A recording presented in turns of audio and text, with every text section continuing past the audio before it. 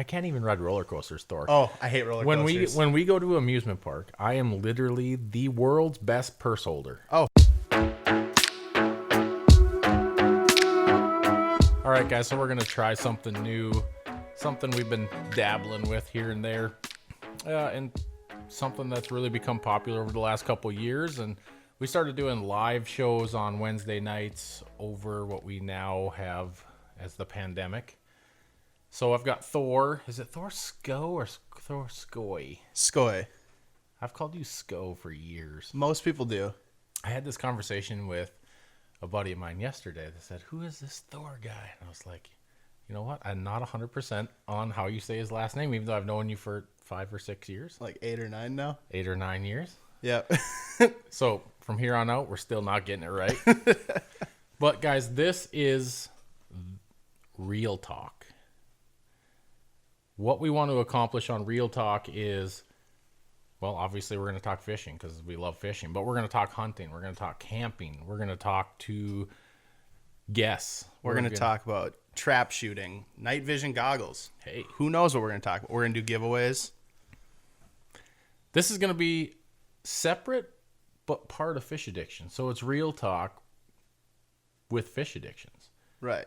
But what people don't know, and you probably know, but don't always think about, is we do a lot more than fish. Like, he shoots giant bucks. I try really hard. Well, he did it this year. Yeah. So it just, people know us inside the Fish Addictions realm of the world.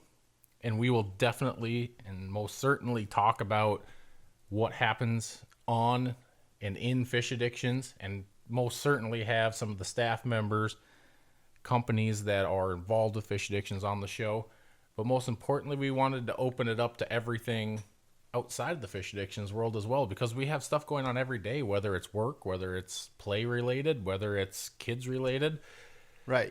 Bringing new people into the sport, whether they're, somebody with a big name that, does something other than hunting or fishing, or there's somebody, your neighbor just trying to learn how to cast a rod for the first time and go out and catch their first fish 27 years after you caught yours.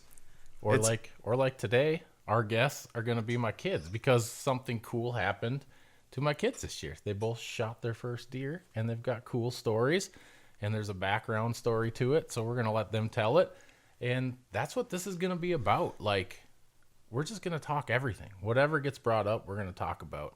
How this is going to kind of work is Thor and I are going to host the show, but Thor's going to kind of be the fact checker, the guy that brings up topics that I wouldn't normally bring up, and he's going to make me talk about things that I wouldn't normally talk about. You're probably going to... I think he's most looking forward to pushing the envelope a little bit and making me have opinions on things that normally I'm super quiet about. Yeah. And if you guys have questions you want Mike to answer, feel free to comment below, and we'll see if we can stump Mike, confuse Mike, or see if we can get Mike a little agitated on camera. It'll be fun for everybody. Oh, gosh. So, guys, this is Real Talk with Fish Addictions TV. So, with that, I kind of want to get right into it. My daughter, we have had this stuff set up for about a week and a half, and it seems like every time we look through the door into the studio here, there's Abby singing, talking, practicing. Yeah. So we thought, well, why not have her be the first guest? Now, Abigail, if you want to come up here, she's patiently waiting and blushing as red as she can get, just so you guys have a visual. Oh, and I do want to kind of point out that we will be just putting this stuff for fun on YouTube, just for people to follow along with and add some stuff to it. Abigail, how are you, my dear? Good. This is my daughter, Abby. How old are you? 12. She is 12 years old. And you've had kind of a fun experience this year. Yep. You know what I'm a little ashamed of? You didn't bring your deer horns in here. They're in the house. Yeah? They're down in my bedroom. Well, I think so. We'll make sure to get a picture of you put on here. So the little backstory is if you guys follow along at all, I love to deer hunt. I love to fish. I love to deer hunt. And about 2 years ago, Abby came to me and said, Dad, I'm actually interested in deer hunting. And she went and got her firearm safety, we have a backstory from last year. We'll tell it after her story. Should we tell everybody about that? Sure. Tell us about this year's deer first. Yeah, we're going to talk. So, anyways, youth deer season. Yep. We get everything fired up. You tell the story. Okay, so we went and picked up my cousin and brought him to his stand, and then we got done with that about like 7 or 6. And then when we got to our stand, and then me and my grandpa got into the stand, and we sat for a while and we chatted, and then we were just watching, and then out of nowhere we saw a buck, and I was shaking like crazy, and I had my gun up to the window, and it was squeaky, and he didn't really know what was going on, so he kept looking around. He was looking around to see where the noise was coming from, and then at one point he stopped at a perfect angle and then my grandpa's like, shoot it, and then I shot at it, and then it fell, and then it was dead. That was a very short version of a very long story. What did you do after you shot the deer? You made a phone call to every single person you knew. Yeah. Yep. I have Jake in the stand with me, and my phone rings, and it's like, Dad, I got a buck. You were hugging and crying, and what does that mean to you?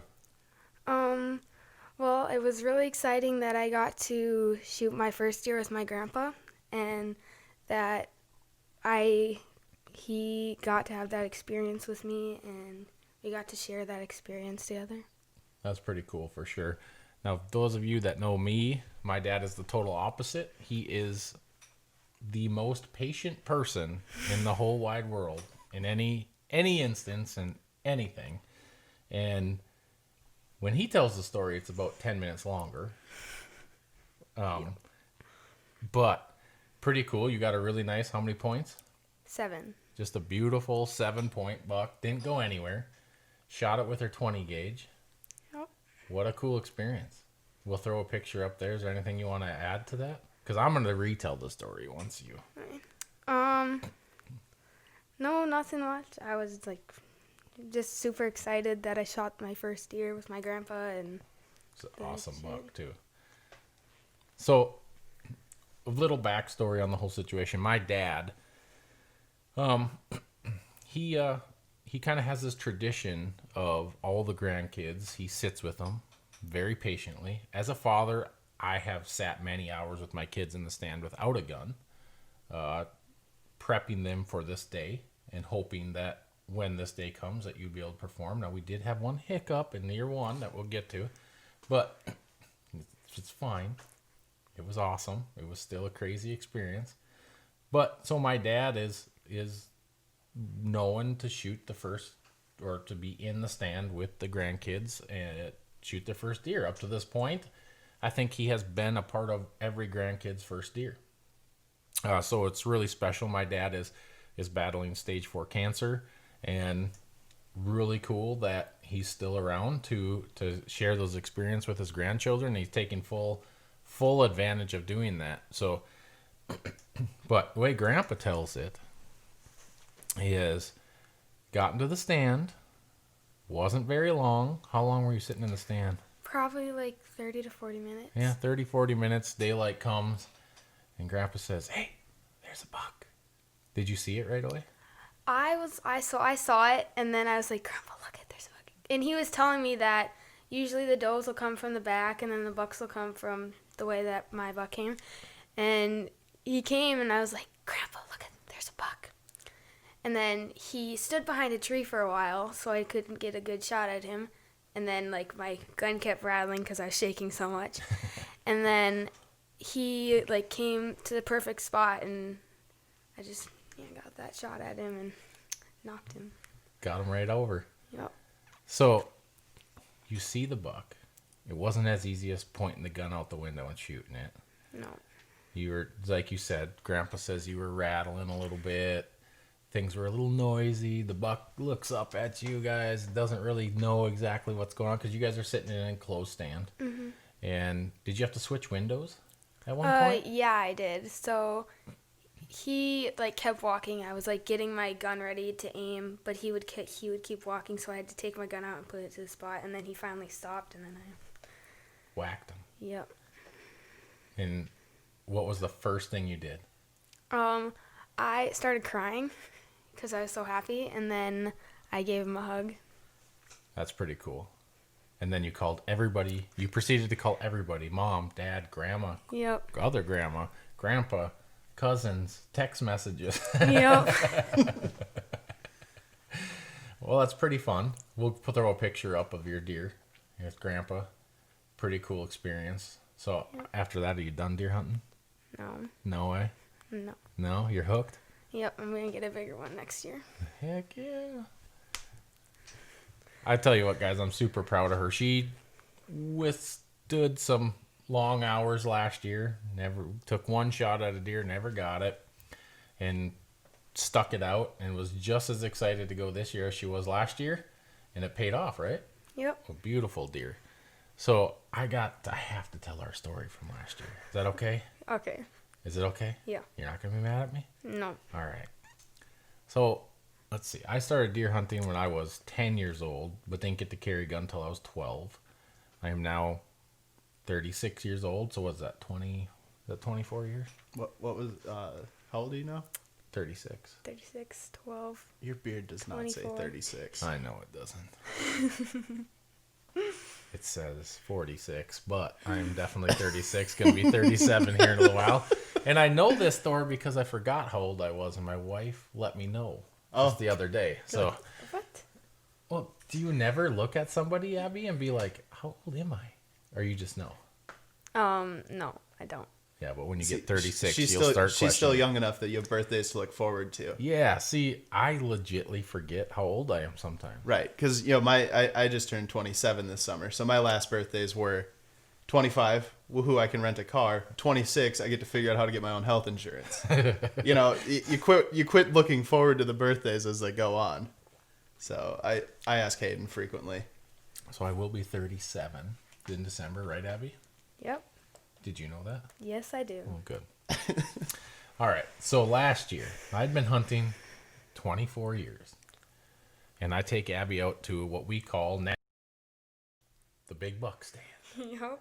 Right? It had no Yep. name. Had no name up to this point. And Abby and I are sitting there, and man, she'd never shot a deer at this point. And it's you sure you want me to tell this? Sure. Okay. So, anyways, we're sitting I in think the the stand. viewers are going to quit listening if you don't tell I the know. story. So, we're sitting in the stand. Abby's here, I'm here. And we're out there to shoot Abby a deer. And all of a sudden we hear what? A big grunt, Big grunt. but it's okay. Okay, go ahead. You go. So all of a sudden we hear big grunt. And I said, Abby, did you hear that? And what'd you say? No. No, You didn't hear the I didn't first hear one. it the first time. And all of a sudden, grunts again. I'm like, Abby, did you hear that? Yeah. I'm like, put your gun out the window. I think he's gonna come right in front of us. So she gets her gun out, ready to rock. You tell more. So I get my gun out, and then he starts coming, and he's chasing like 2 or 3 deer. Yeah, like 3 does pop out. There's like a 50-yard opening in front of us, and 3 does pop out, and then there he is right behind them, and they're following along this little swamp edge. And to the left of us, there's a big clearing. But I had her, my fault, I had you get ready in front of us in the clearing. And the does come out, and they go down this trail, over to this trail to the left of us. So Abby's got to switch around over to the left window, and that buck decides he's going to come running right at us down the trail. And Abby got buck fever. I didn't want to spook him, so I didn't move my gun, and then he went away. But Yeah. then a doe came back.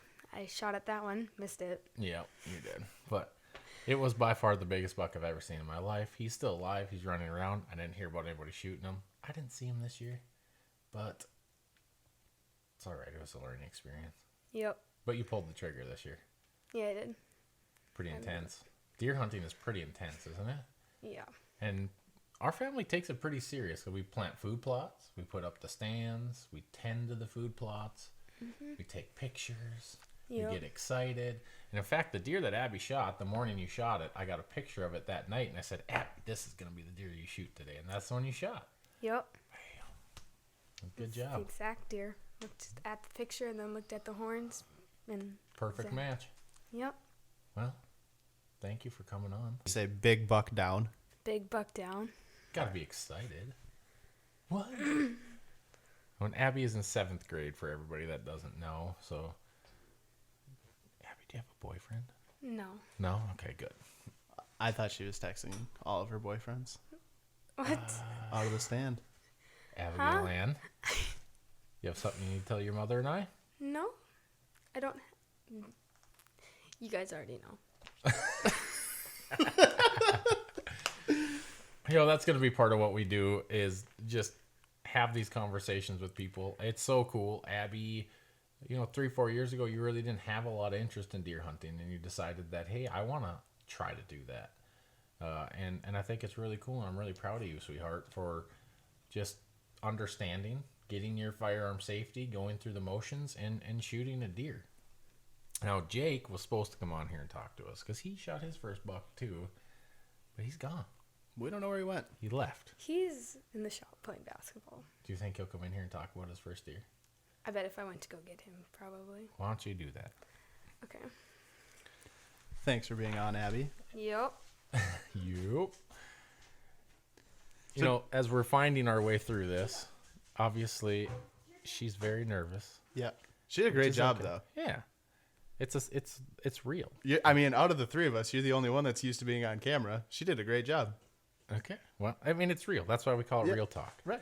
We talk to whatever, and we're gonna have a lot of fun with this, guys. I mean, this first one here is just to kind of feel our way through it, get things working right, Yep. getting this is it try going in the 4. right direction, and seeing what we come up with. Who knows? Maybe it's gonna be a big flop, but we're gonna have fun talking and spitting things that we don't really know anything about, but we're gonna try to know things about. Right. We're gonna just see where it lands, and I think that's the fun part about this is we're not gonna be super put together. We're not gonna be having a giant plan about what we do, what we're talking about, where these conversations are gonna go, and where they land in the end. Right. So that's the fun part. So, did you shoot your first deer with your grandpa? I did not. I shot my first deer with my dad as well. Okay. So my dad, our rule when we were younger was Minnesota back in those days. We didn't really stand hunt like we do now. Right. We basically did big drives. We had 15 to 17 people that would come up and stay at our house from all over the Midwest, Nebraska, Iowa, South Dakota. They'd all come to our house, and we'd organize giant drives. Well, what my dad said that I needed to do was go along for 2 years before I was able to carry a gun and make those decisions to shoot a deer on the run. It was a totally different world back then. Looking back at it now, I do the same with my kids right now, and I kind of do. Jake has always had an interest in hunting and fishing and that kind of stuff. So if you've watched Fish Addictions, you've 100% seen Jake on there. He's on there a couple times a year, and he's just like so interested in it. But he's been sitting in the stand with me since we were just looking at pictures the other day, and I've got a deer on the wall that I shot with him when he was 5 years old. So he's seen the process. He's done eight of whatever. He has just never had killed a deer till this year. He's never pulled the trigger. I had let him pull up on deer before with no shell in the chamber just to get a feel for it, that kind of stuff. And like I said, he's been in there. He's seen many deer kills. He's been a part of the process from the hunting shack that we have as a group to the actual sitting all day, because I'm kind of a stand Nazi. When I get in the stand, I don't leave. You and I would not deer hunt well together. No. I like to climb in the stand and sit there until I finish my book, and then I leave. I'm all day. There's everybody, all these guys will tell you, I shoot all my biggest deer between 11 and 1 when everybody's back. I have shot some big deer between 11 and 1. I shoot most of my big deer between 5 and 6 p.m., really. Right. But I set myself up that way. But back to that, we used to drive. and the learning process was so much different than it is now. We're in a much more stabilized environment now with these kids and stands, and really we're getting soft. I have heaters in every one of my stands. I do not like to turn them on, but I do sometimes if it's cold, especially during muzzleloader season. But you know, we grew they grew up different than we did. I had a gun in my hand at 8 years old, and a 22, or 6 to 8 years old, shooting 22s and shotguns by 8 to 10, and still my dad made me walk along and just see the process for 2 years. And that's what I did with Jake up till this year. Jake got to shoot this year. He had an opportunity and capitalized on it. Abby has, like I said, only had interest in deer hunting for the last couple of years, and did a phenomenal job, and put a good, ethical, clean shot. And that's what I'm trying to teach my kids, is we don't take shots that we don't know about. We got to be sure about what we're shooting. The real basics of firearm safety. Mm-hmm. Be sure of what you're shooting, how you're shooting, where you're shooting, and what you're shooting. And so, yeah, I mean, I shot my first deer with my dad, but you know, back then we got 5 tags. You know, now you get 1 tag. Yep. Back then it was meat poles. You know, it was stack them up, brown it's down. Yep. And I have a total different way of thinking now, but we put a lot of effort and time into what we do. Plus, we don't have the land. That's probably the biggest thing that has changed over the years. Is back when we were smaller, first off, there was 2 weekends of hunting, so it split everybody in Minnesota into 2 weekends. You had the first weekend, which was a Saturday, Sunday, and you had the second weekend, which was a Saturday, Sunday, Monday, Tuesday. So it split all these millions of people, or however many people hunt in Minnesota. There's a fact check deal, but it split them up into almost 2. So now opening day is everybody's a free for all. So what that does is it takes the land and it cuts everything you have to hunt in half. And we used to hunt second weekend because most guys that own land would hunt first weekend, get their deer, and then they didn't care if anybody went on second weekend. So we had tons of land to walk and hunt and do as we please. But we didn't shoot a lot of big deer. It wasn't that there wasn't big deer around, but about 7 years ago, the group that I hunt with, we made a conscious decision to land manage a little bit. We're no professionals at it by any means, but you know, hey, we shot 4 deer that legitly anybody would put on the wall, and that's giant. We got 6 guys. We shot 4 giants, and that's really, really what we were, you know, trying to do. Now maybe that's a fluke this year. Who knows? We'll see next year.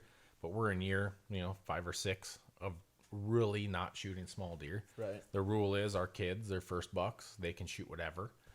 We shoot does as a group to manage that, and they can shoot does, whatever. We were all pretty hard horn hunters, and some people are gonna balk at me for saying that. But when you put as much time and effort into something, why can't you be choosy? Right. I don't see any reason. I'm not just there to shoot. I mean, I want meat, but I also have 10 days to make that decision. And I could shoot a doe every single day of the season. Right. In most cases. Now, there's times I don't see anything, but not very often. And thankfully we're at a point where we can go to the grocery store and buy stuff to go with tag soup if you decide to eat the tag for the year. Right, for sure. So you can shoot the deer that you want and be proud of. And yeah, I've been balked at before because I'm a self-proclaimed big buck hunter. Right. And I get a giant. And I shot a deer this year a piece of land that I have purchased with my own money that's been in my family, and put a lot of work into this land, and it always had big deer on it, but we've got more big deer on it. We've got more of the things that they want.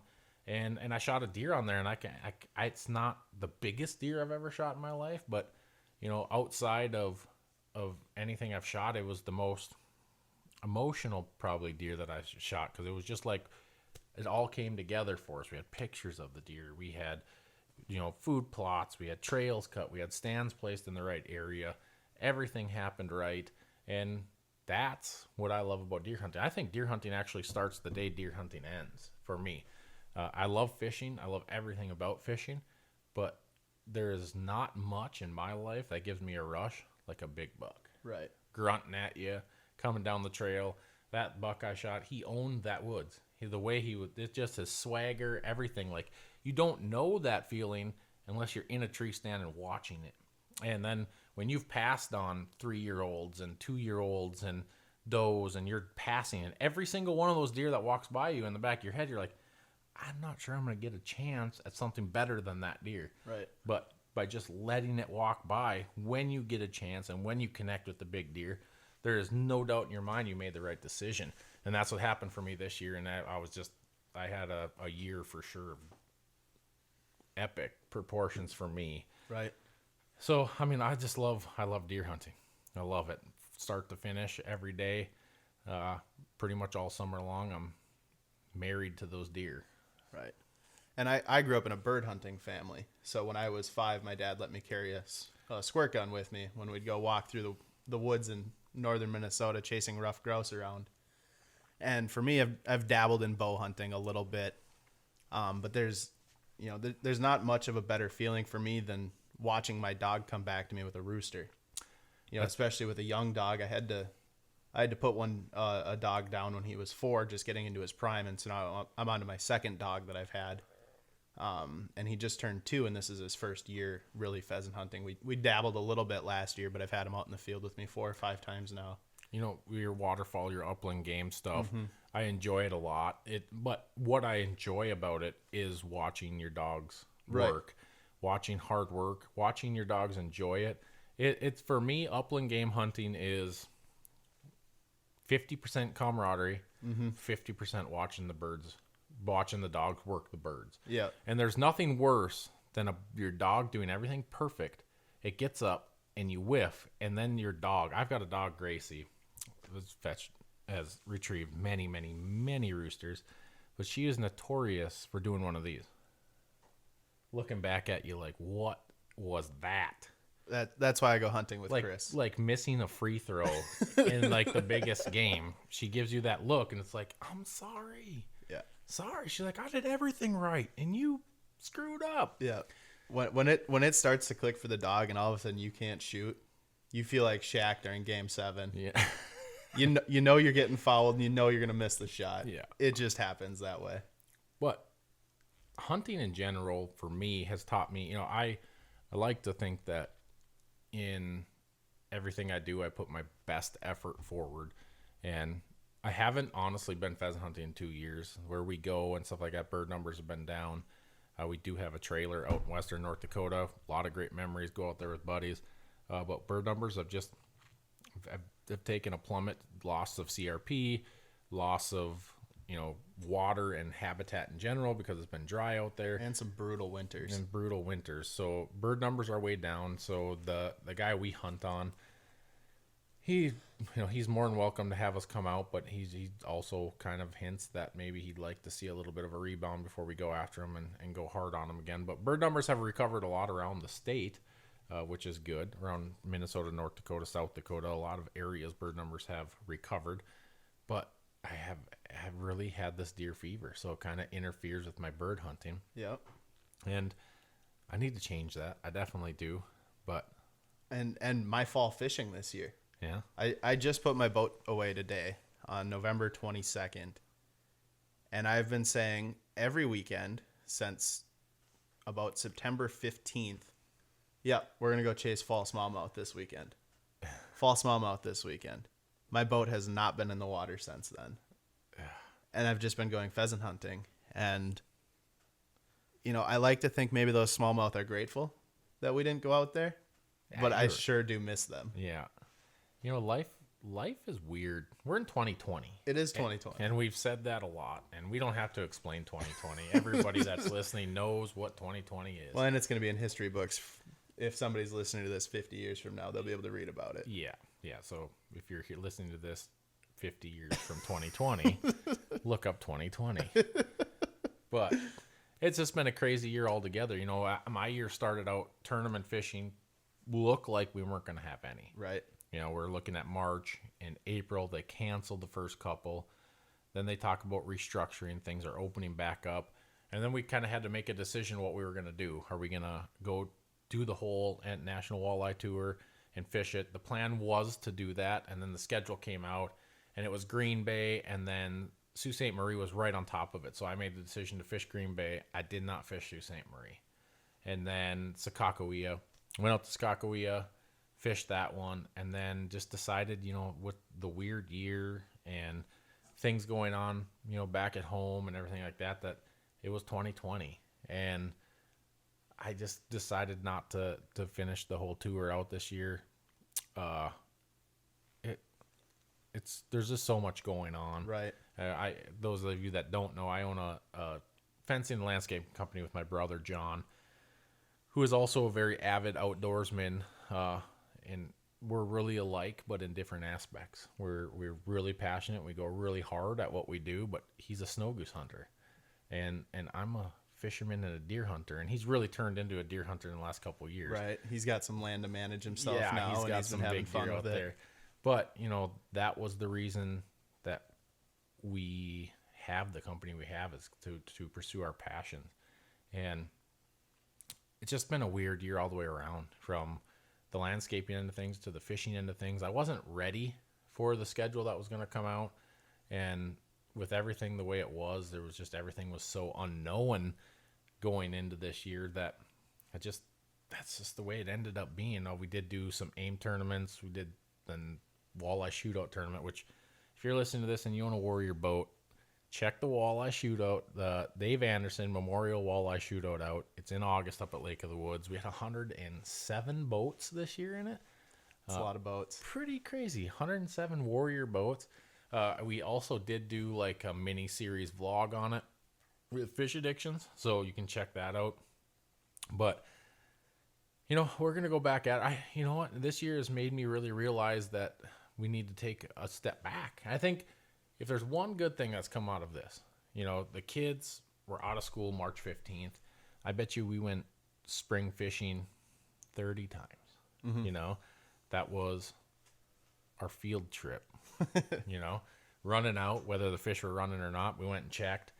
Spent a lot of time behind the windshield checking for walleyes, and connected a few times and had a good time. And I just want 2020 to be over, but it just doesn't look like, who knows when this is going to end. Right. That's why we're doing this.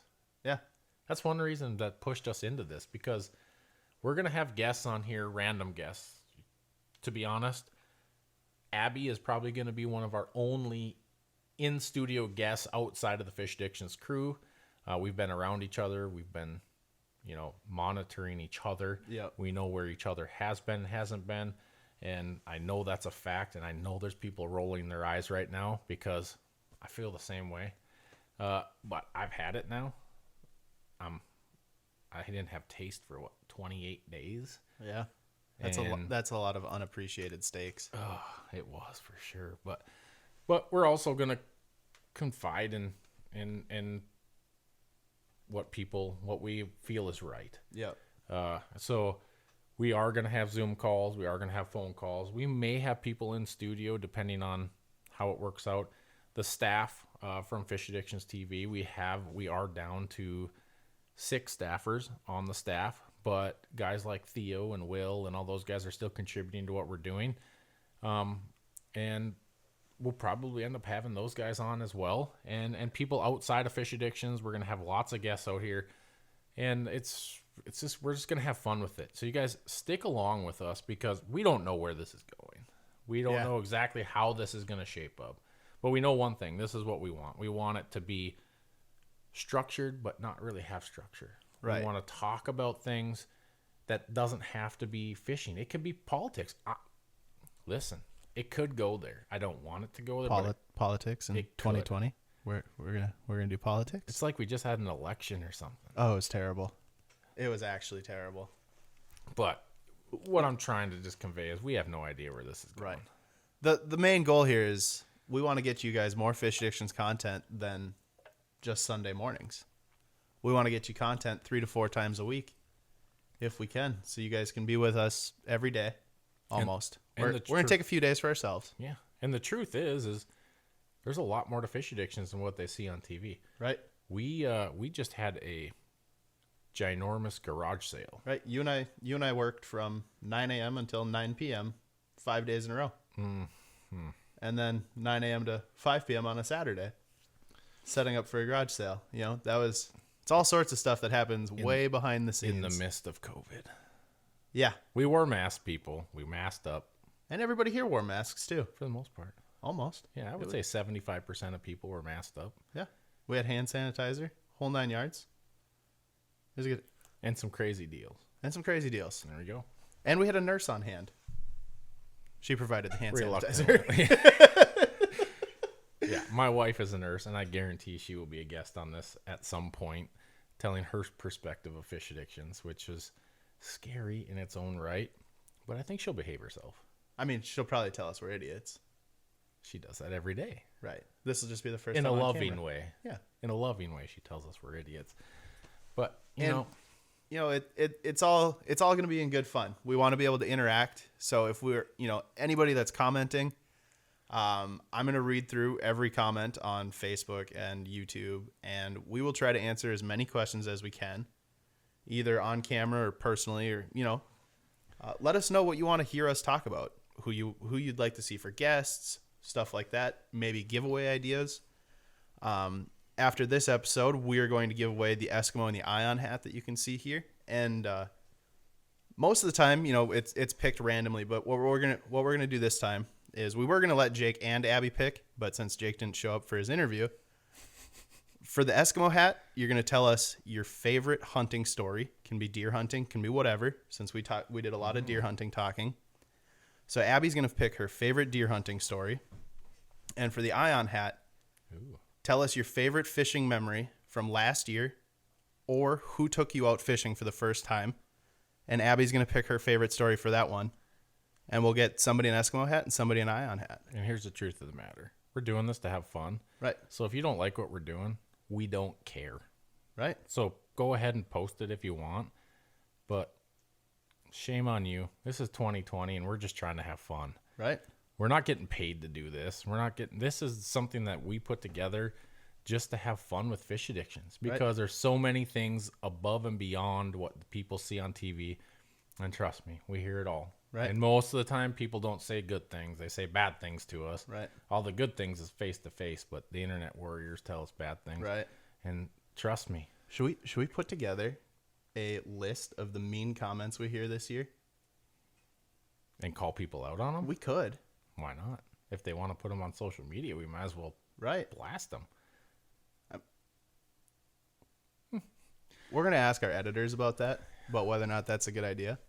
Who knows? We don't know where this is going to go. So listen, if you don't like it, so be it. But here's the deal. Give us some constructive criticism. What do you like? What don't you like? I'm happy to. This is like fish addictions, man. When fish addictions first started, I'll be the first one to tell you that we were a giant infomercial. Yeah. But if you have watched fish addictions over the last 3 or 4 years, we really let the products speak for themselves, and we don't speak too much about them anymore. Right. What we want on fish addictions is, I'm not James Holst. James Holst has a great show. He does. I'm not Larry Smith. Larry Smith has a great show too. We're Fish Addictions TV. We have a different feel. We're not trying to be like anybody else. We're not trying to do what everybody else is doing. We're trying to show a little bit of education, a little bit of camaraderie, and a lot of fun, because ice fishing is fun, especially when you're doing it with your friends. And that's what I get comments all the time like, oh, geez, you guys don't have anything good to say. I'm not trying to talk over your head. I'm not trying to be someone I'm not. I like to fish. I'm blessed enough to be able to travel the Midwest and fish with a lot of cool people and make a lot of good friends. And, I don't have any, I'm not ashamed of that. Right. We get to share, we get to share our experiences with all these people out there every day, every Sunday. And why should we be upset about that? Right. Why should we get belittled for that? If you come back to us and you give us constructive criticism, I guarantee you 100% that I'm going to look at that and make a change. For Fish Addictions this year, we're doing something, and we're not going to announce it today, but we're doing something that nobody's ever done. And it's not like groundbreaking, holy crap. Kind of. We're filming every episode out of a helicopter. I'll spoil it. With an AR shooting pigs before each episode. That'd No. make great TV. I You don't know, think FSN would be okay with There's it. a but guy that'd out make there great that TV. is behind the scenes of Fish Addictions, Tony Aloya. Hey, Tony. He has pushed to do a helicopter episode for Fish Addictions for like 4 years. It would be absolutely wild. It would be. And I would love to do it, but I'm scared. Okay, well, What happens if a helicopter just stops running in the air? You guys out there tell me, does it land? sometimes Or does it just... it right depends. out. It depends on how high you are. I don't know anything about helicopters. I do know that if an engine quits on a plane, you have a decent chance of landing it. If a engine quits on a helicopter, are you just a pancake? Maybe. Isn't that scary when you think about it? Think about how skinny you'd be, though. I can't even ride roller coasters, Thor. Oh, I hate roller coasters. When we go to amusement park, I am literally the world's best purse holder. Oh, absolutely. Same I am here. like, hey, I will take all your belongings, all your valuables, and I am right here when you get off. Yep. I do not do roller coasters, but water slides, on the other hand, catch me on a water slide.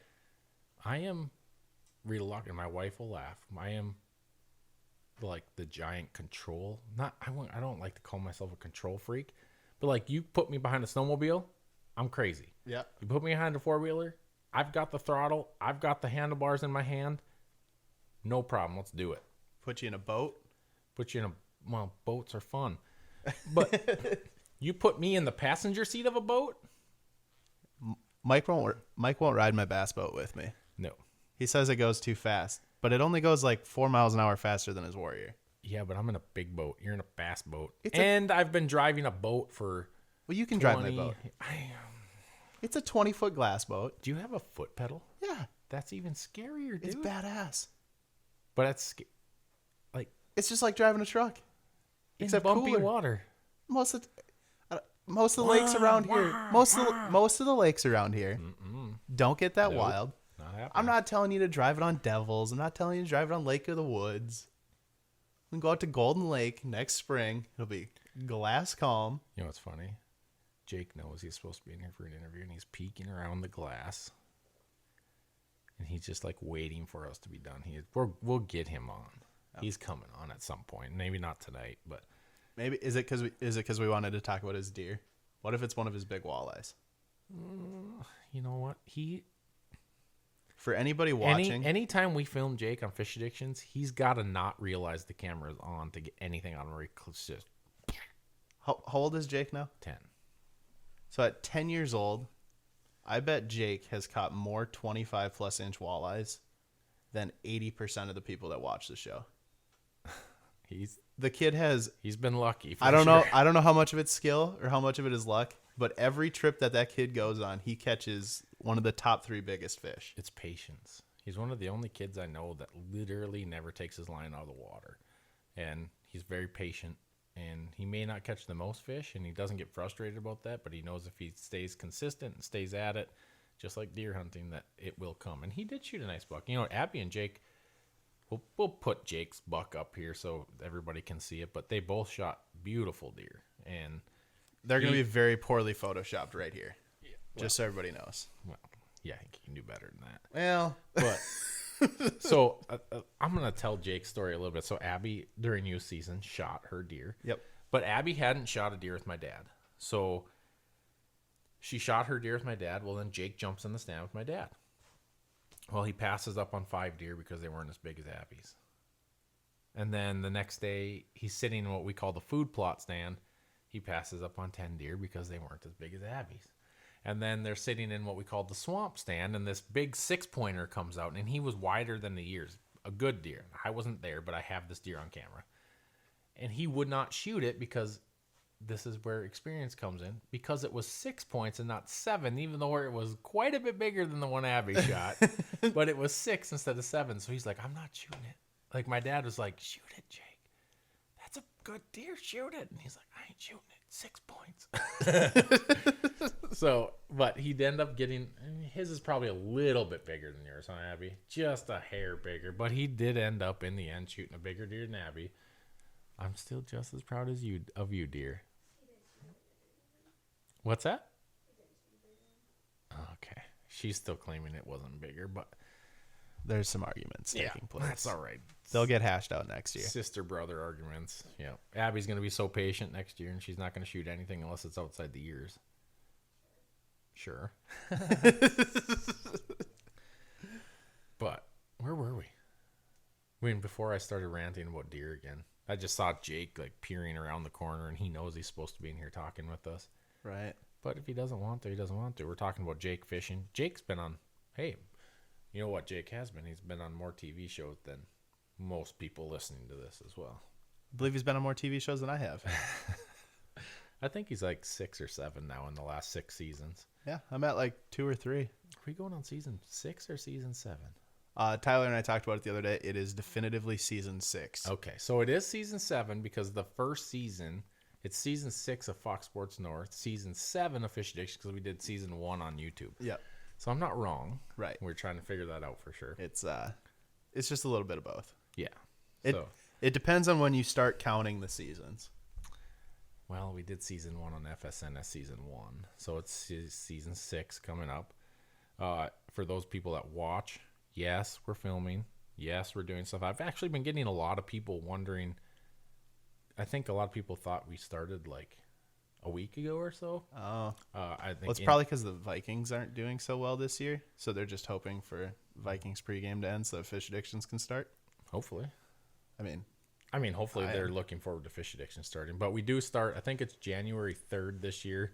the first Sunday in January. Yeah, first Sunday in January. I think it's the 3rd. And it's same time slot, 10:30 in the morning. And here's the other big question. Where are we going?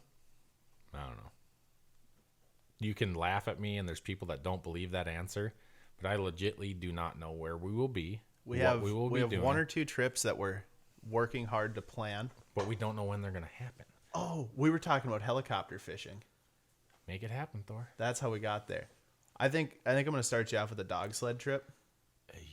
Where you guys are going to ride dog sleds like 20 miles in. We do know how we're going to do it this year. We do know how. We got a couple new sponsors of the show. And with the COVID era, I think we've gotten around staying in hotels. Yeah. And it's going to be fun. It's going to be a lot of fun. And, yeah, that's all. I think I maybe gave too much away right there. Yeah. If you can guess what we're going to do for the whole season, you'll get a Runnings rod bag. There we go. Oh. So the comment that has the correct answer first with the first timestamp, we will send a Runnings rod bag to you. Yeah, they fit like 6 rods. Pretty nice bag. Yeah, they're right there. I think it's 4 or 5.